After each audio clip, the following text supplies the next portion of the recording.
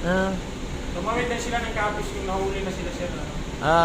Doon ang simula na lahat ng taga-kapis sa swang na. So yun yung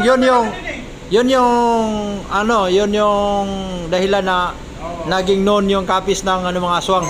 Dahil yung kay Tinitigibo. Yung sa Dueñas talaga na simula. Diba Dueñas panay na sir ang Oo. Dueñas Iloilo tapos panay na, panay kapis na. Akala ko panay Rizal eh. Ito na naman to si Ibay, international to. Lalayo na naman to. Lalayo na naman to. Kalayon. Kala ko panay.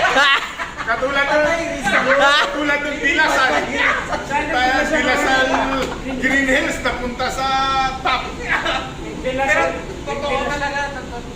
Totoo talaga yung Gabay. Yung sa, kasi may sa atin. Paano mo masabi maging totoo? Totoo yung, ikwento lang din sir ba? Kasi yung nakasama ko training sa ano sir. Oo. Taga-tiki. Yun yung nagkwento sa'yo. Oo. Taga-tiki siya sir. Pero yung nagkwento sa'yo, sino naman nagkwento nun? Siya mismo. Ay, hindi na tumalag. Sa lugar na nila sir, sa lugar na nila daw, yung teknik na tinatawag sir, yung haba din nila. Totoo naman naman eh. Tao talaga yan. Tao na yan, pero dudungog ba? Oo, pero yung balat yan sir, parang naglala na sir ba? Oo. Na hindi mo mahawak-hawakan. Madulas.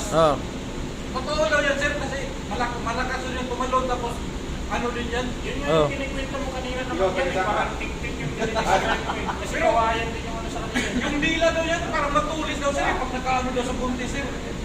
Patay daw talaga yung kasi yun siya, sabay ko yun sir, training sa ano sir, biti sa Chris. Taga-tigay ka, shot din ba? Doon na siya, totoo naman daw kayo yung taga... Tsaka lumabas na yung kwento na ginuman kayo. Oo, siyempre. Lasing na sir. Yung sa amin talaga ba yung fiesta, yung intention namin ba? Ano yun sir? Yung wak-wak naman ba yung yung picture yung sa school. Nananggal yun? Wak-wak nga sa amin tawag.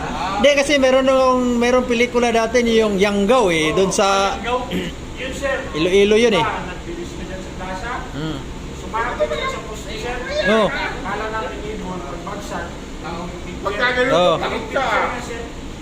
Kita mo. Dito, masaya dito. Tingnan sa bahay nila.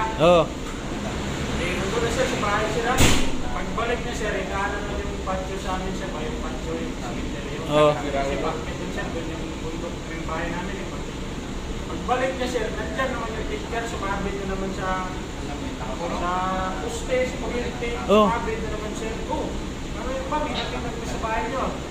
Doon naman daw sir, yun talaga sir, nakakataw din yung ano. Nagkaroon ng Baka kaka-umpisa lang pa, Balik ako ba? Sabi nila, may ano daw yun, may parang bahay-bahay sa bundok siya, parang may alaga na hayop. Yung kinakain siya. Hindi siya kakain ng tao eh, mga hayop. Yung aswang yun, totoo naman din yan. Kasi sa amin din sir, mayroon naman din talaga. Paano mo masabing merong aswang? Yung papa ko sir, papa ko nanay ko. Kinain ng aswang? Hindi. Hindi. Yan sir, si Pinay yun. Pinay yun na. Binay? Pinay.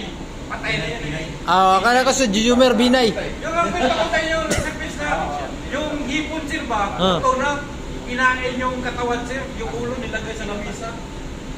Paglagay sa ulo sa lamisa, bumapang kay sir, papunta sa lula ko. Kahati ko to, Luto na yun sir ha? Ulo na lang, bumapang pa. Ano yung kinain? Yung hipon sir. Hipon? Masaya ba? Masaya. Oo.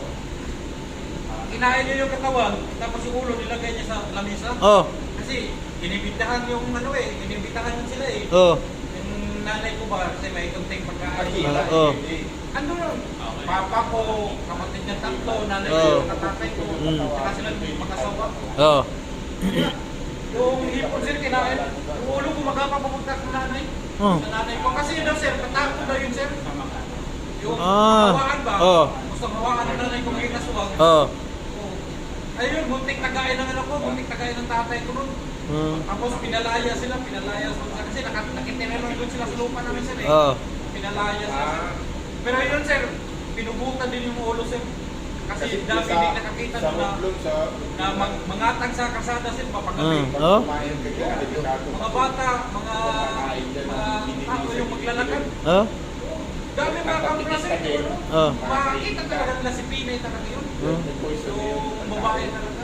So sana ngayon? Pinuputan ng ulo sir. Patay na. Yung ulo nila guys, ano sa ano yung gabon, ha? Balon. Oh. O yung katawan sinilagay sa libon. Oh. Yung sa tapos sinunog lang sir ba. Tapos yung yun siya sir, totoo talaga yun sir kasi nakita yun siya sa bitin sa kawayan. Sa kawayan rin siya, dami nakakita din nun. Sa kawayan rin sumabit. Yung si Pilay, tsaka pati nanay ko, tsaka papa ko sir, nakakita din nun, ating gabi sir, sumakay ng kabayo silang dalawang mag-asawa. Buti na lang, naunahan ng nanay ko ba na, "Uy, Pinay, anong oras na? Ba't nandito pa kayo?" Oh, pero yung ano daw sir, yung kabayo, pulang-pula na yung mata. Parang may first wala. Ah.